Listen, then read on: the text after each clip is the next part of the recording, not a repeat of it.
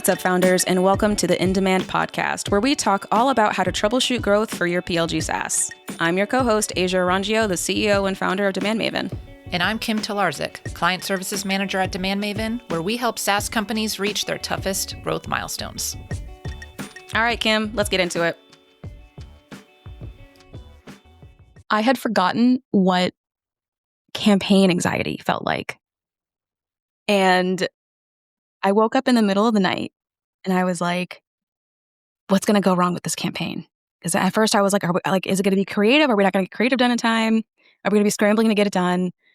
And for context, so my fractional CMO role, we're trying to use a new channel to promote our webinars and our lead magnets. And it doesn't actually launch until it's mid to end of June, but we have to submit everything next week. And it already was kind of dicey capacity wise. I say dicey, but I believe in the team to, get it done. But I woke up in the middle of the night because I was like, what's going to go wrong? I had this feeling. And so I checked Slack and I'm like, okay, because my fear is maybe it'll be creative or maybe we won't get the landing page done in time. I don't know. I'm just my anxiety is kicking in. And usually I don't need to pay attention to it. Usually it really is a distraction. But then I log in this morning. I'm like, okay, it's gonna be creative. That's gonna be the thing that falls off the radar somehow. And I check Slack and actually, no, it's fine. We have the creative. It just needs a little bit of tweaking and we're good.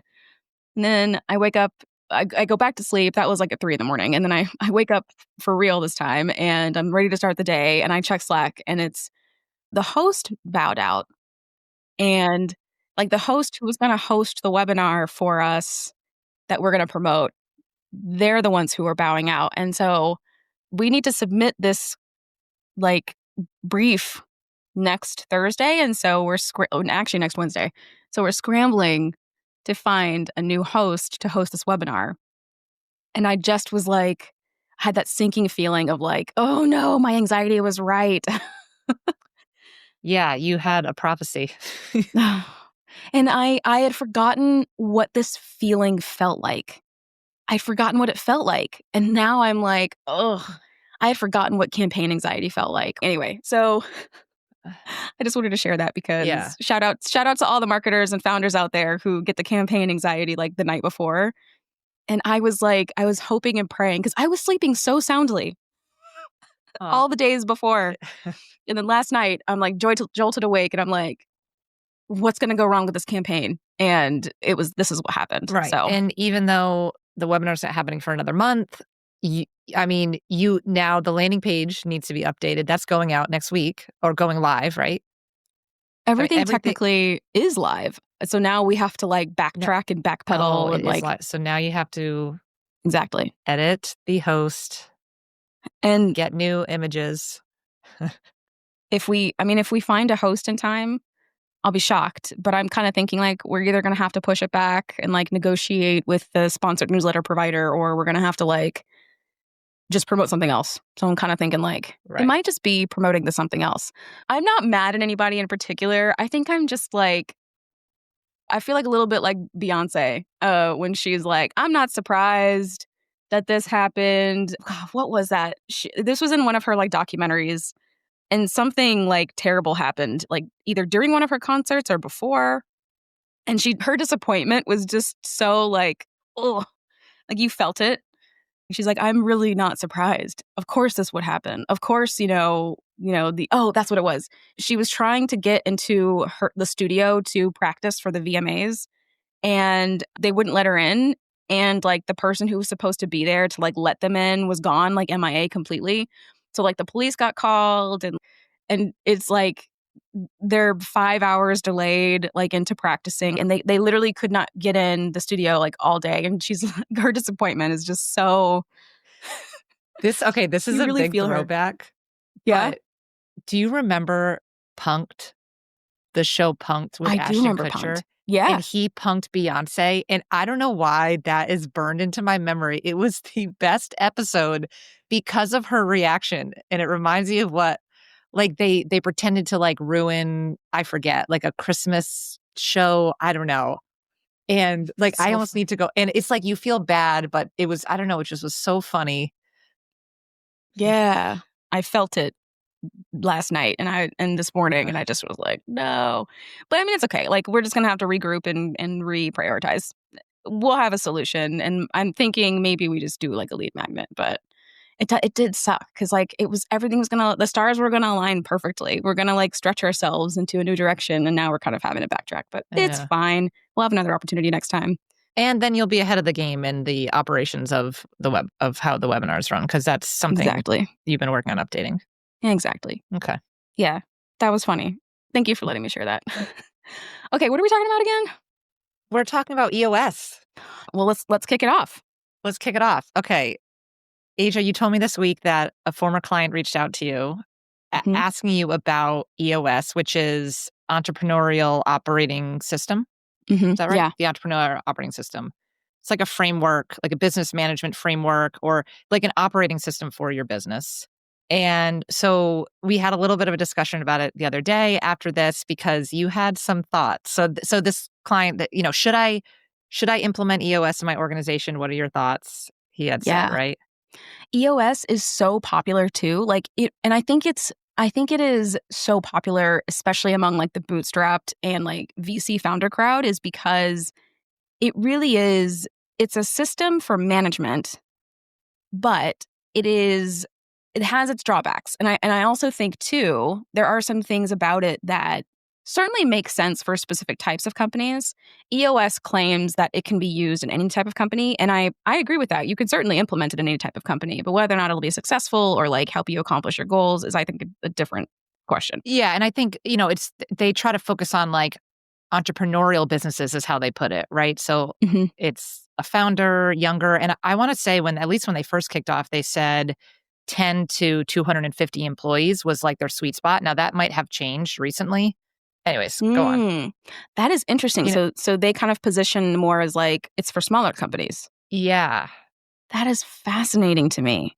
Yes. And so that I feel like it got sort of this like cult-like attraction from entrepreneurs who are struggling, and they're feeling like, because business is hard, of course. And it's like, oh no, it feels like shit's hitting the fan. What do I do? Oh, let me implement this and everything will be better. I think that was the focus. That is so interesting. I don't think I knew that before, that it was more for like the smaller crowd, which is, and I think that's fascinating because of how much I disagree with EOS working in small businesses, actually. Yeah. So the core tenets of EOS, and I took some notes to remind myself of them, but go on and I'll fill in. Okay, perfect. I'll lean on you then to fill in any gaps that I have. But okay, so some of the core tenets are, first, it gives you a management system in terms of like meeting cadence. And there are different types of meetings that you have. I feel like it's... Yeah, I think it's sort of like, you should be meeting every week as a leadership team and other departments. And it should be on a regular cadence at the same time on the same day. And it should have the same agenda to make sure you are talking about certain things every week and regrouping and solving issues. So it's like L10, setting up I think. What's that? That's the L10. Yeah, and the L10 I think is specifically for the leadership team. Right. And then I think they basically say too, other departments can kind of run too. It's not called an L10. And I'm going to earmark this, but that's because EOS also, I think they basically say your leadership team is getting together and you're getting organized and following these processes first. And then it cascades down into the rest of the business. Right. Which is also where I feel like small companies fall short, because it's like you're only so big. So you're just implementing EOS across the whole company very fast. And it's not always that simple.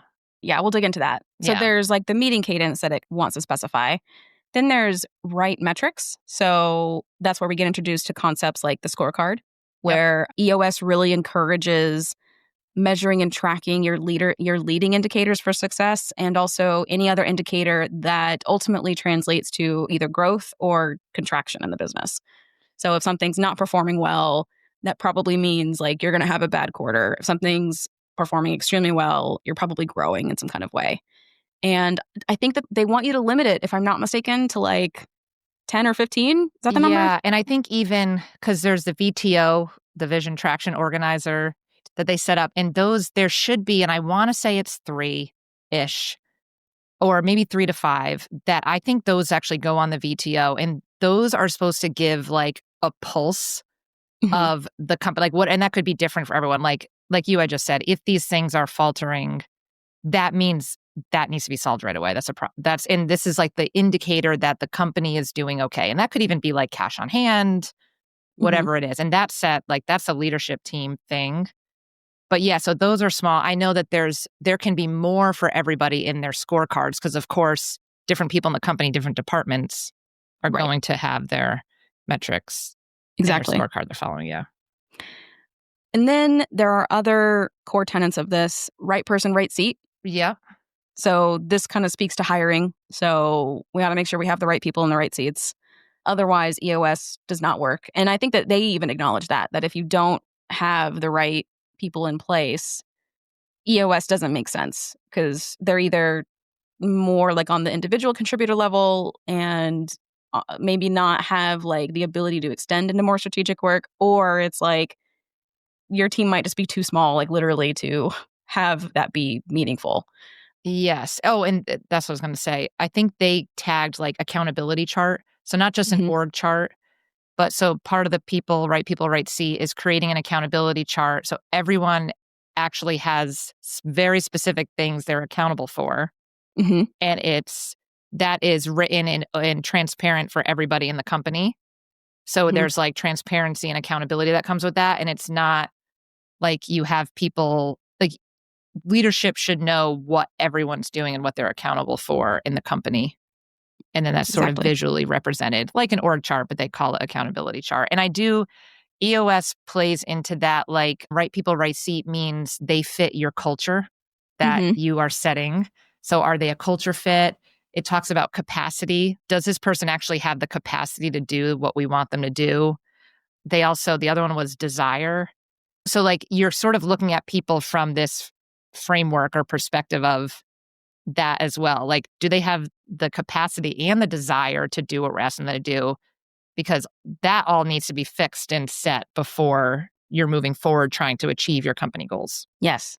I forgot about the accountability matrix. I feel like the expectation matrix is similar and based off of that, if I'm not mistaken, which...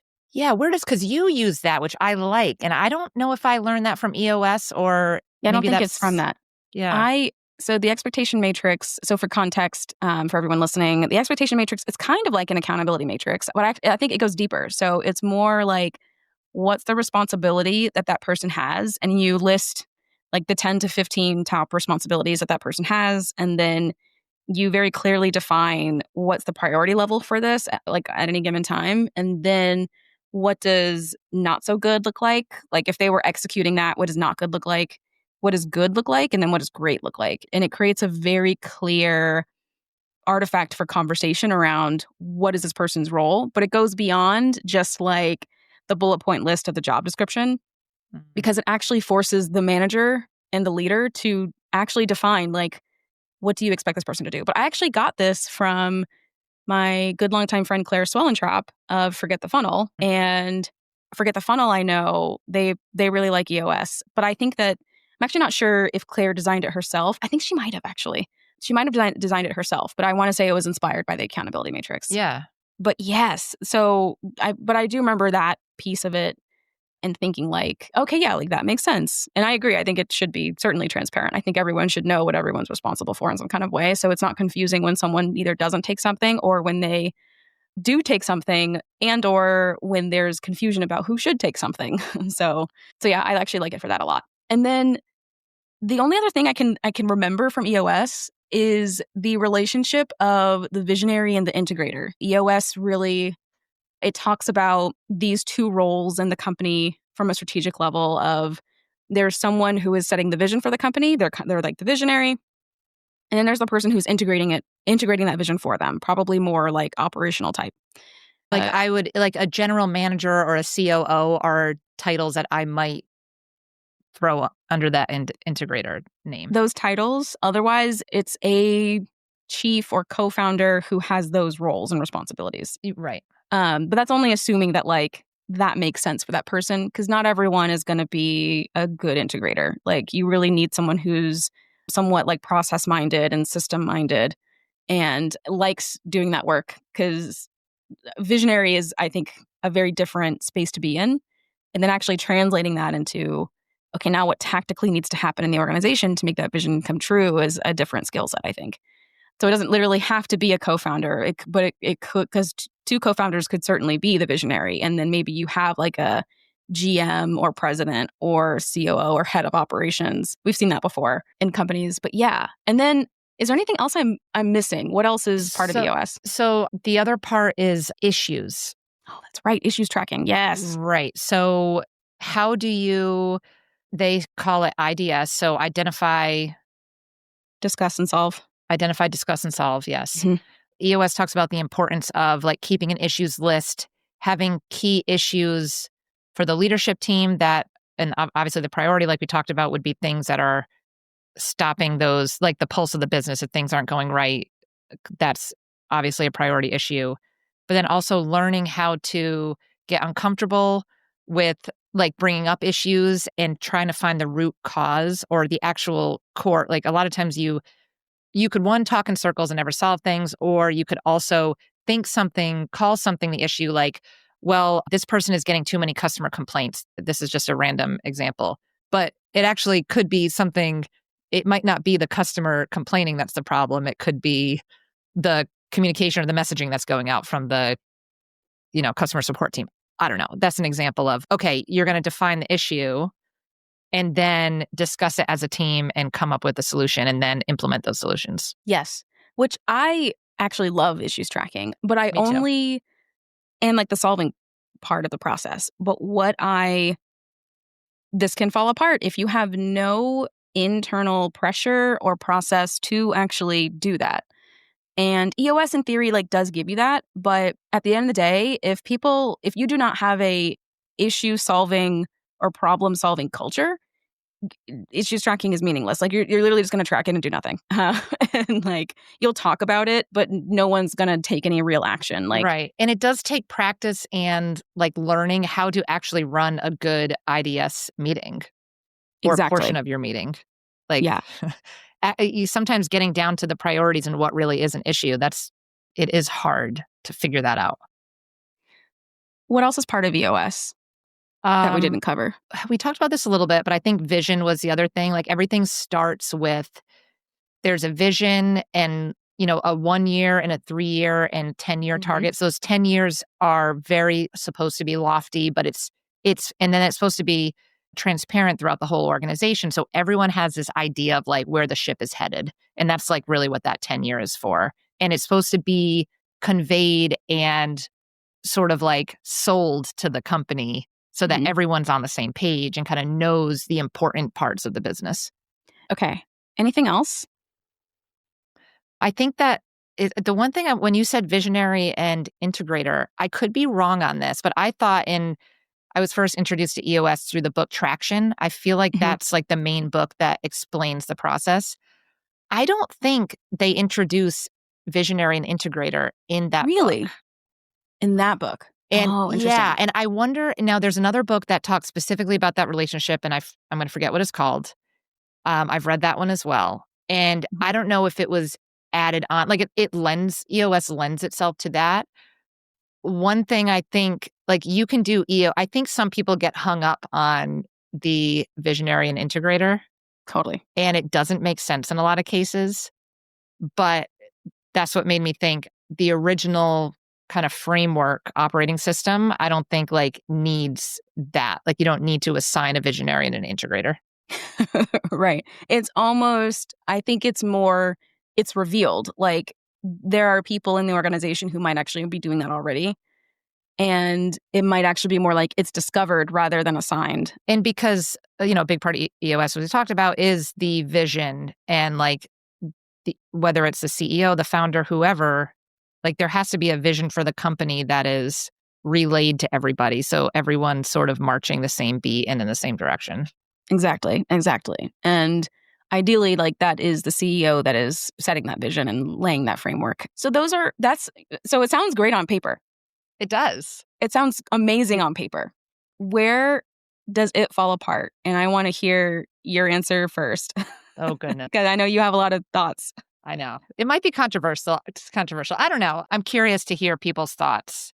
Because, I think great systems are great, right? I mean, there's a lot of business books out there. Yeah. And you had said where it falls short or where does it fall apart? Yeah.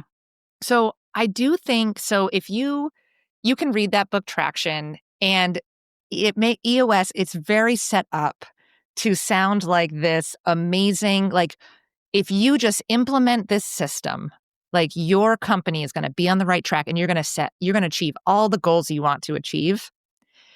And of course it has to be written that way, and it seems like simple. So I have seen people they're sort of blindly or rotely maybe kind of following this process and all the tools that are in the EOS toolbox.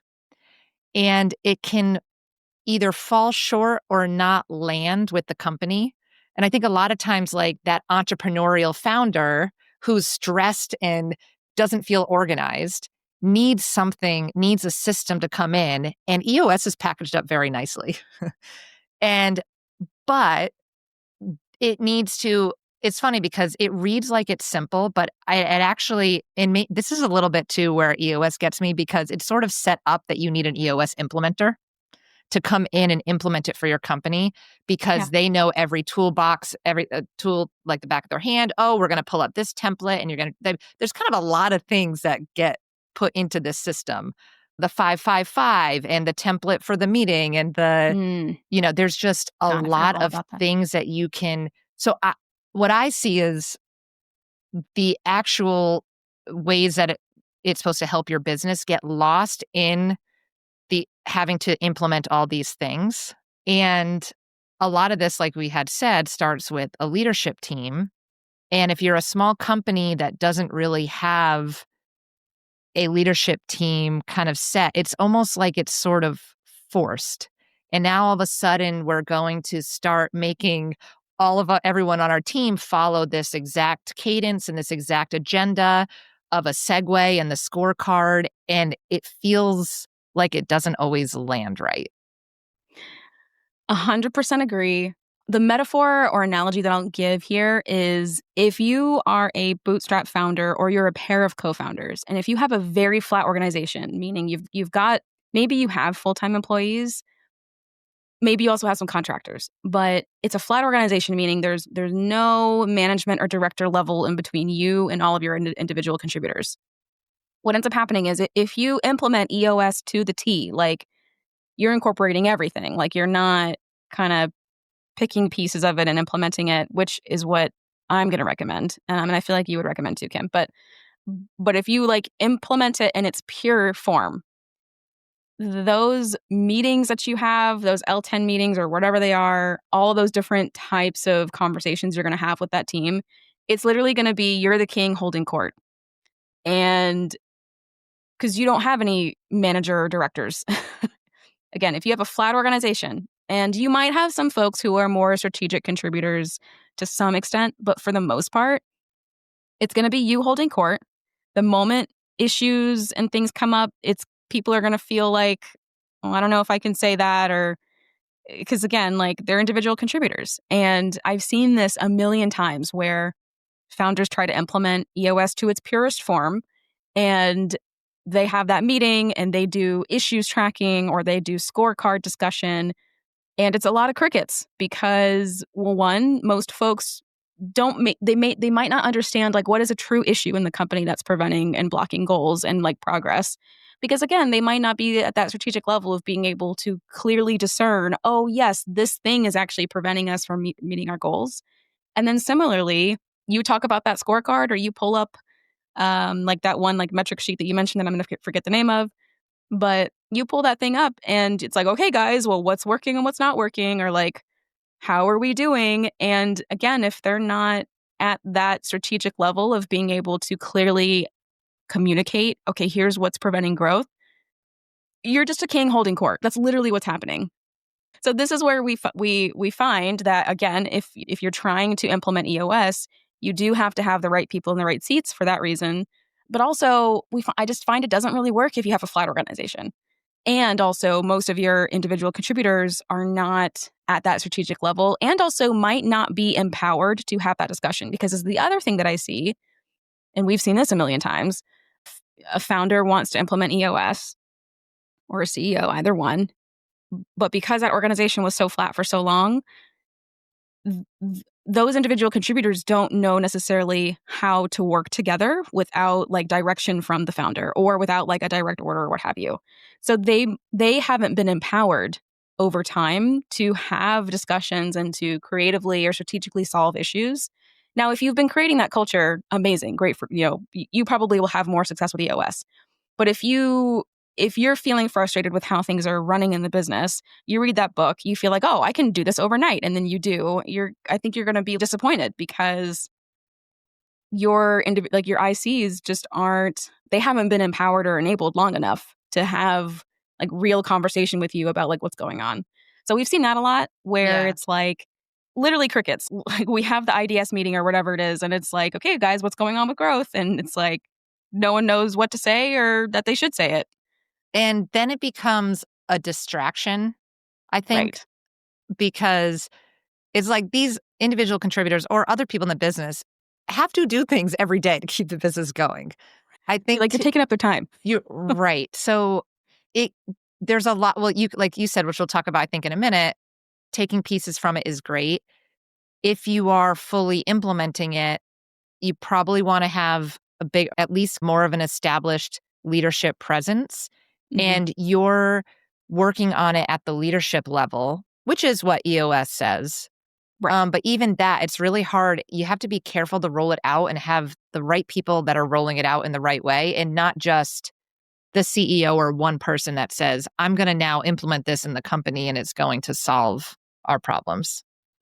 And some of the like pushback that I've heard from folks on this too has been, well, my individual contributors are strategic, and my pushback has always and forever been, of course, like you can be strategic at virtually any level, but are they being strategic at the tactical execution level, or are they being strategic from the business level? Because EOS makes more sense when you're working with contributors at that business strategy level. So, for example, if you know that activation is an issue, is your team able to have a strategic conversation about, okay, is this a problem? How do we solve it? Can they actually have that conversation? Who on your team flags that as the issue? But it can't be the CEO.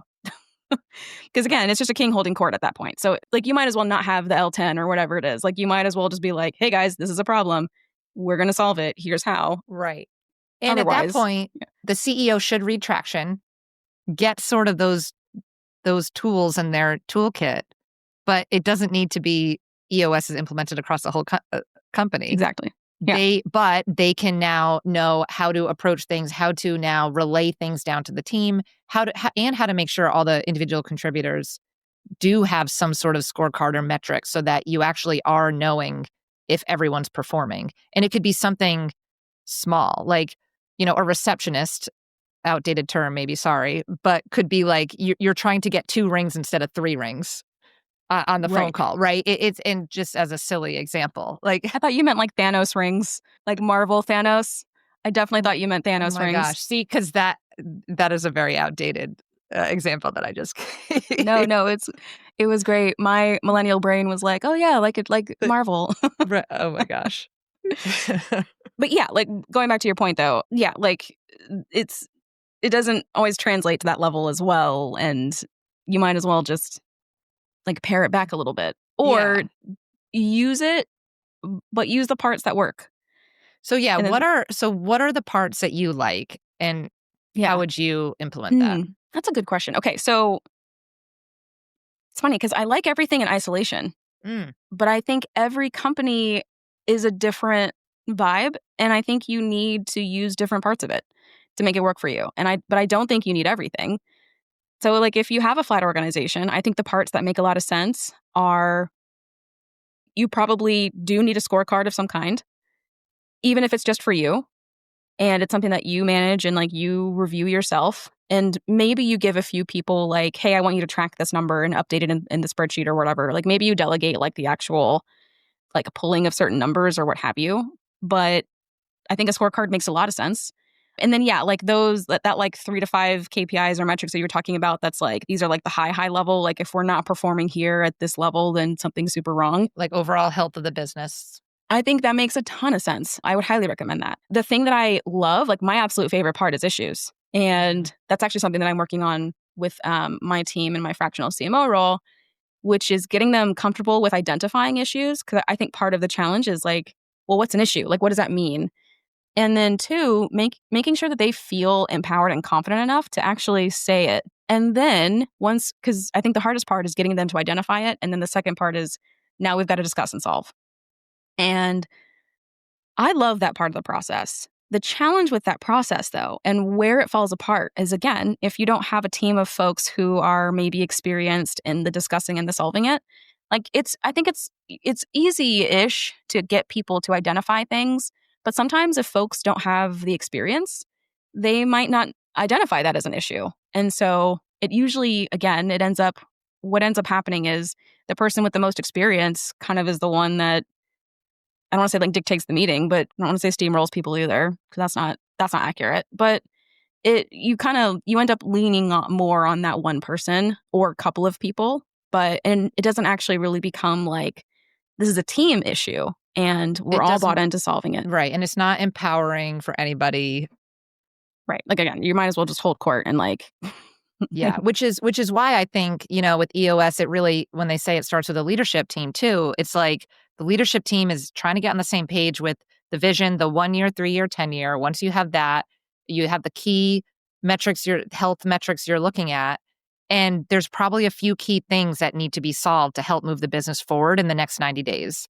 Right. And then did we say rocks? That's what they call their goals. Oh yeah, rocks. That's right.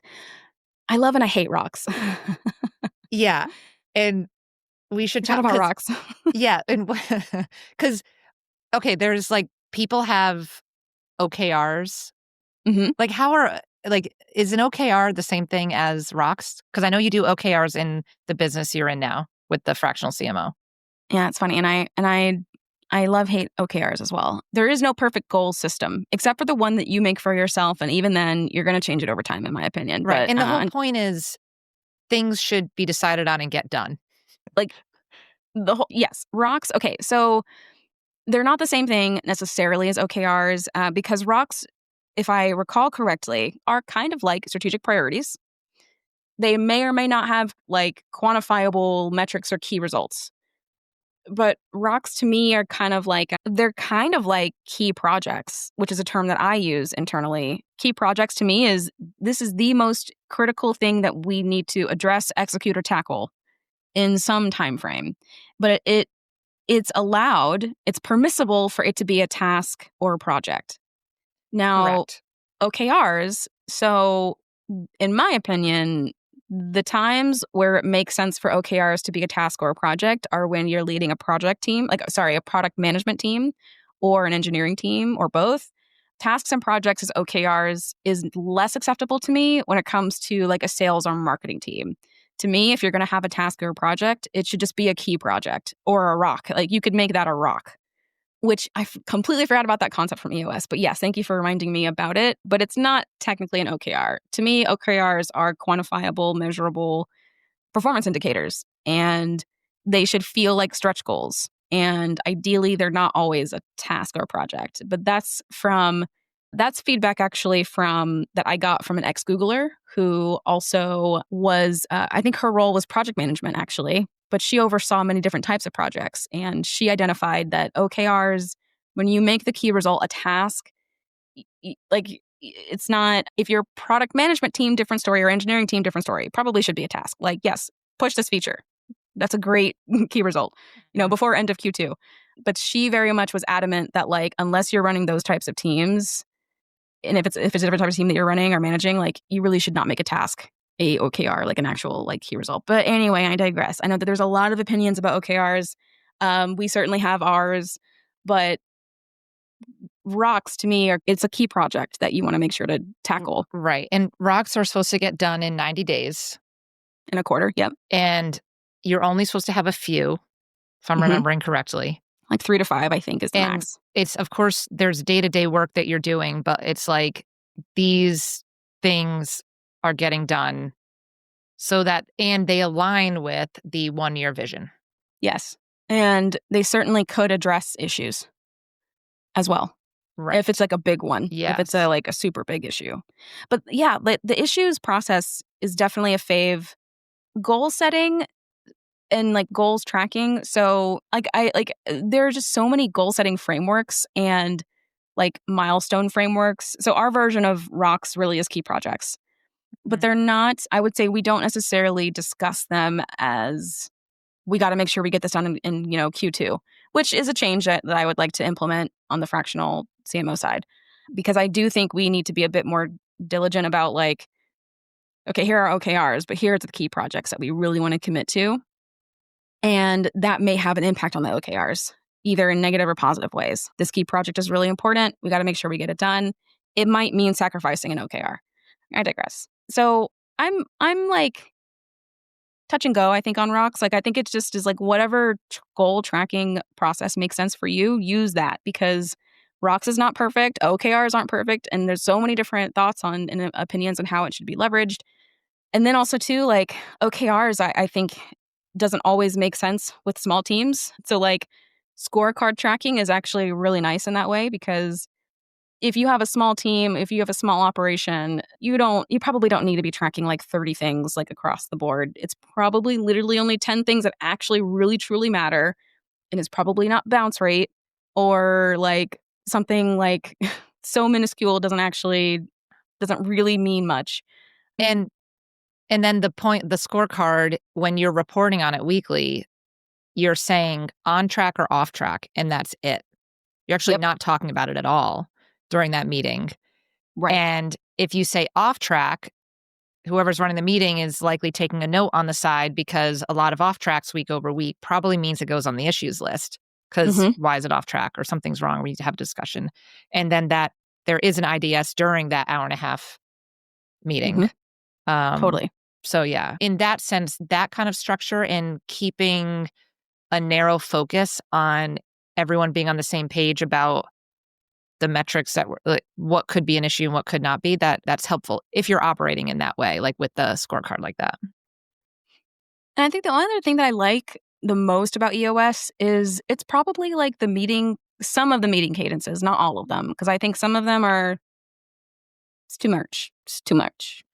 Well, and I think people have to, and we've seen too, people implement, because there's, and I mentioned this before, the segue, like there's, templates. So that hour and a half meeting has a segue that's 5 minutes, and everyone has to like say something. I think it's something, is it something great or something good? There's a way they phrase it. And you're not supposed to talk. Everyone doesn't have 5 minutes. You're just supposed to say something. And so, but if that's being forced and that's not sort of your vibe, your meeting vibe, like it can be like, okay, like it can be awkward. Yes. But we've seen people like, there's people that it's like awkward because it's like, this feels weird. But if you're just doing it in your normal way that you might get together to start a meeting, right? Exactly. Like, don't call it a segue. Do whatever you do. Right. There definitely is a certain level of rigidity that some of those meetings can have. And depending on if you have a remote company, and which most bootstrap founders are, I just don't know. It is weird to observe that. I think there might have been a couple of examples of this that we've seen, but yeah, and especially too, if it's a team, if you're trying to have that meeting, but then also it's a team of like individual contributors who again don't contribute at that level. So it does feel weird. One thing, I don't know if we talked about this yet, process, and not just meetings, but a big EOS thing is documenting the processes of the company. And I think the way is what one of the tools in the toolbox, right? Oh, I forgot about the way. So all your and I like this. And this is, this is what, obviously companies should do. It doesn't need to be called the way. But basically, you're thinking, what are your core what are the essential core things that are like running your business, like processes and whatever, whatever it is. And those need to be documented. And I think they use the 80-20 rule in this. Like everything doesn't need to be written down to a T. Use the 80-20 rule to like capture like the most important things. They're documented and everyone in the company has access to it. So everyone understands like the inner workings of like the core processes that actually run your business. Yes, which the way is just rebranded SOPs, standard operating procedures, but that is so funny because I completely forgot of it because it's just SOPs to me. It's SOPs, yeah. And I like SOPs. That's what we use, SOPs. Yeah. Which on the Demand Maven side, so like internally at Demand Maven, huge believer in SOPs. I don't think I would have been able to run my business without them. Like because I needed to be able to bring in new resources at the drop of a hat. You know, like if we get a lot of projects, I got to be able to bring in folks, train them, kind of show them like, this is what I need to get done. These are the requirements. And this is what my expectations are. I don't like it wouldn't have happened if we didn't have SOPs. And then similarly, internally, there are like, when I think about the fractional CMO work we're doing, it's like the things that are the most critical, we have SOPs on for sure. So product marketing, for example, is one that we're kind of building out now. Even though the team has already done everything, the fact that like it gets documented, it gets put in a place that is safe. Someone core leaves, you always know like what happened, like what did that person actually do, or a set of people, and how did they work together. And there are going to be a few others like this too. Off the top of my head, like we really don't have a strong content marketing process right now. The head of marketing who was on deck before I joined, and even during I joined, I think like they just handled it all, and it wasn't really clear what the process actually was. At least to my knowledge, I could be wrong. Maybe there is an SOP somewhere tucked away, and we just got to find it and like re-earth it.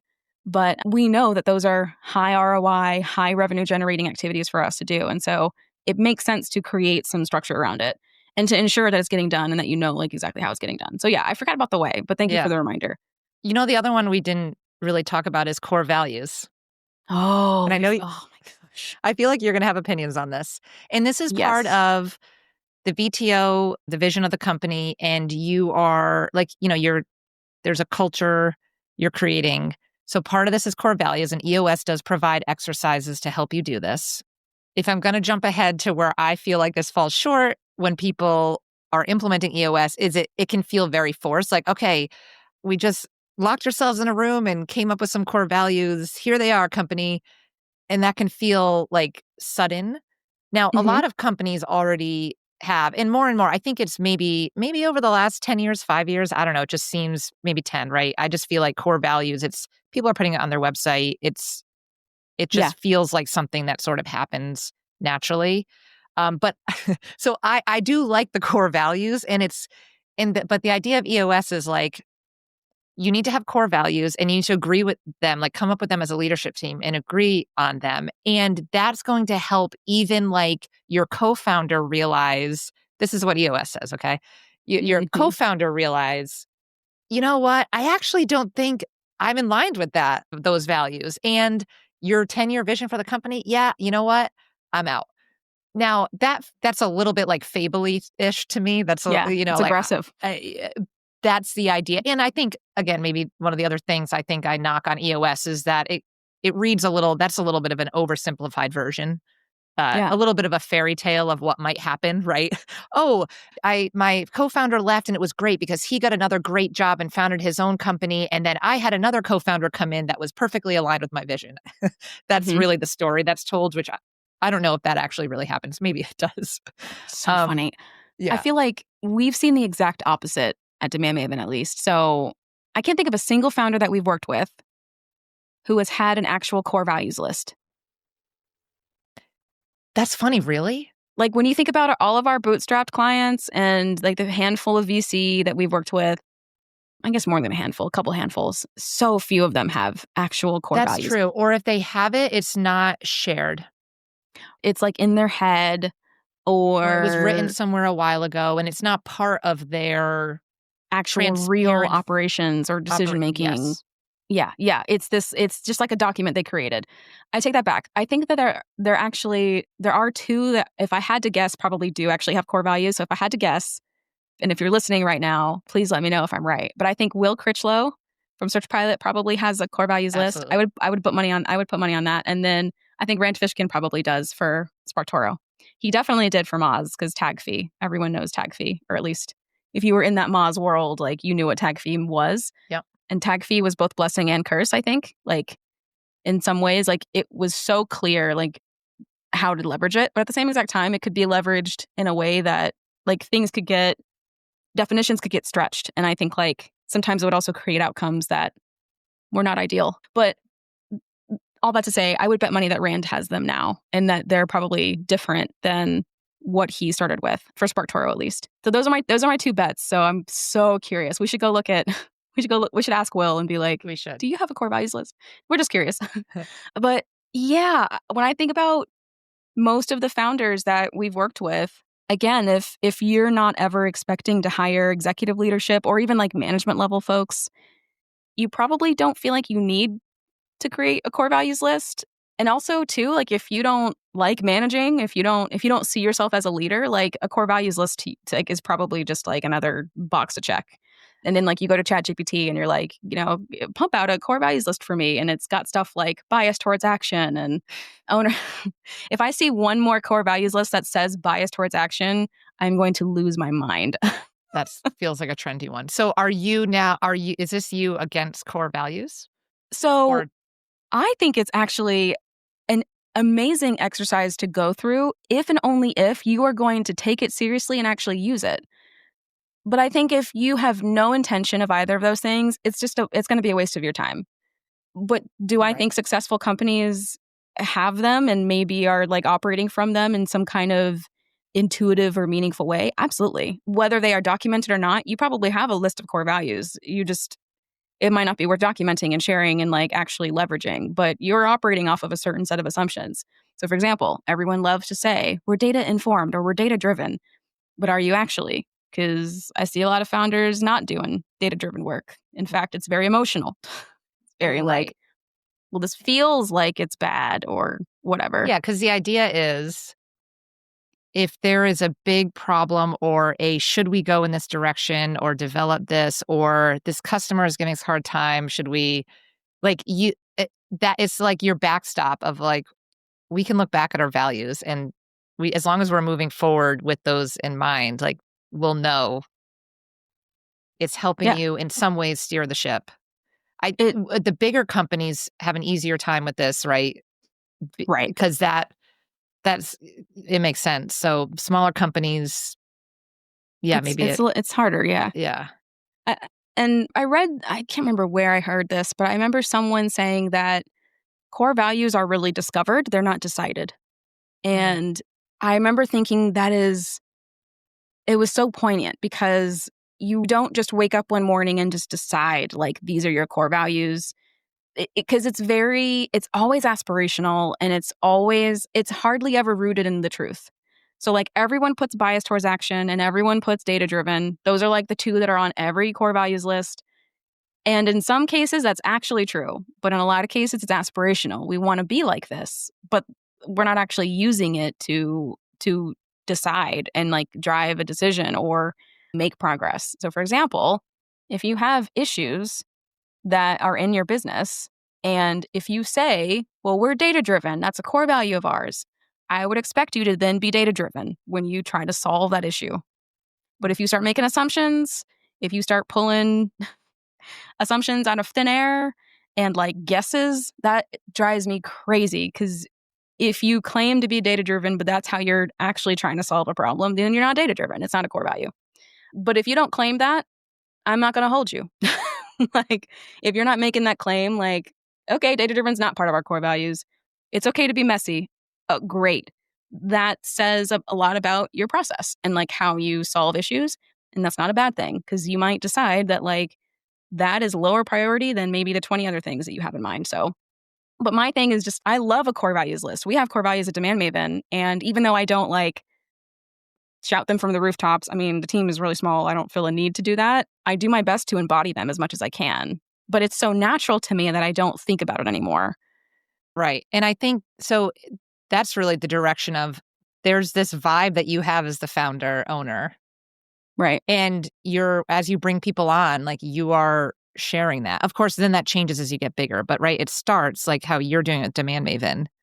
Yeah. So like when I think about some of the companies that we know and also ones that we've worked with, when I think about uplisting, if I were to sit Vince down and if I were to ask, well, what were your core values? He probably wouldn't have thought to say this. Maybe he would have, I don't know. But one of the things that he might have added to his core values list was design and UX are a high priority for us. Like we care, like some companies say that they care about customer experience and design, but no, like we really care about UX and design. If it is not pretty, I don't want to see it. Mm-hmm. And I think like, I can't remember if he came from a design background or not, but I remember when we worked with Uplisting, like they really cared about that. And when I think about other companies we worked with, like you could tell that that was important to them. Design and UX, like you could see it in the site, you could see it in the app, you could see it in every graphic they ever made. Like he had a standard. And I think that would have been one of his core values for the company. Yeah. He also, I think everyone says, we want to be customer led and customer driven and yada, yada, yada. But I think like he was pretty laser focused, I would say, on the customer. He really valued a lot of the insights that we brought. A lot of times the question was like, how do we use it? But it was still great to like have it. And then if I think about, we never worked with Balsamic, but if I think about like, what would Peldy put on his core values list? I probably would say product and like the product experience and being seen as a product leader in the space by other product leaders, I think would be a core value probably of some kind. Like something in that area of like, not just like we're PLG, but like we are a product-led company and we believe like the future is product and we want to create a product-led organization. I think he probably would say something like that. But I'd like, when I think about hearing him speak and hearing him talk about Balsamic, that's kind of how I imagine him saying something or adding that to his list of core values. What else? Anything else about EOS? We haven't really talked about like picking and choosing. Picking and choosing what? Like picking and choosing the parts that work. And I think like, because that is what we've seen the most. And, in my mind of the bank of EOS things, which there are a lot of things I definitely forgot about, but I think I forgot about them because they really don't apply as often as you'd think that they would. And I think also some things are just kind of innate to my leadership style. So like the way is SOPs, for example, we already knew what SOPs were. So like that's inherent. Like we're going to create SOPs wherever we go. And especially like at this capacity or this level of engagement. But there are other things though that like we haven't implemented a scorecard, but it's just because I don't think we're there yet. But it's funny because I actually might do like a key KPIs or like a executive level scorecard. Like I might ask the CEO for that and say like, I can add the marketing ones, but we need like the sales ones and like the product ones and the blah, blah, blah. And maybe we limit it to 10 to 15 things. And it's things like what's our cash on hand or what's our burn or what's, blah, blah, blah. So that might be something I pull for, but I might not at the same time. Like to me, I don't know that we need it yet. I feel like right now we're operating pretty well in that arena, but it could be nice for the CEO. It'd really be more for the CEO, I think, than anything. Yeah. But then there's like we're not going to do all the meeting stuff. Doesn't make sense. I just don't think our team is there yet. Maybe if the CEO really wanted, like he could actually implement like an L10 type meeting and it'd be me and the head of product and head of sales. And like maybe that could be something. But again, I don't like what problem would we be solving apart from just facilitating better collaboration and better problem solving? I don't know. So yeah, if we were to go down the list, like I could kind of talk through, here's what I would probably do. But I think it's a case by case basis. Like if we were in a different company with a different team, I might be like, hell yeah, scorecard. We need that, So it just depends, I think. But I don't believe in subscribing to something 100%. I think you got to take parts of what works for you because it's just going to be so rare that EOS is actually perfect, like across the board for your organization. Yeah. And I mean, I know people have implemented it and swear by it, but I do think that has a lot to do with, a little bit of personality and the type of person that's implementing it. Or and the culture of the company. The culture of the company, how on board either the CEO or leadership is and really good of a job they do implementing it, whether they bring an implementer in to do it or not. Like that all plays a role. But that's an investment. Right. It is an investment. And I think too, process books like this, we love a process book. Like I would never knock a system, especially if it helps someone accomplish a goal. But the one thing about systems, especially like this, is no one really talks about the change management process of actually, like, it's going to take you 2 to 3 quarters to like effectively get this going in a way that's going to like work. And I think that's the other thing too, is like, what do you really want out of EOS? Like, what are you hoping is going to help you accomplish? What's your jobs to be done for that? Because your goal might shift once you start implementing things, but then also you might realize that like EOS can tackle some of these things, but not all of these things. And I think that's part of it too. But yes, there are certainly teams out there that swear by it. I'm trying to think off the top of my head if I know anybody who like loves it, but I know that they're out there and that they exist. But my general advice would be to take the parts that work and then leave the rest behind, because if you try to like, if you try to force it 100%, it's going to fall apart in some kind of way. Or it's going to alienate people in the company. So right. And it could be something that then as the company grows, more things are implemented. It just makes more sense. And there are other iterations too. Like EOS is not the only operating system. I think that there are others as well. And also too, I'm actually a bigger fan of like designing your own thing. Like EOS is a framework, it's a system, and there are parts to that system. But you can, like I said, you take what works and maybe what doesn't work, you modify and you change it. And these systems and processes are not sacred.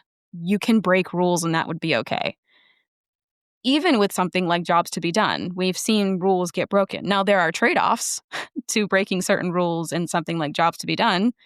But as long as you understand what those trade-offs are, you can still make a good decision about that. So anyway, but I digress. I that would be my overwhelming advice to folks, is to take the parts that work, modify the rest.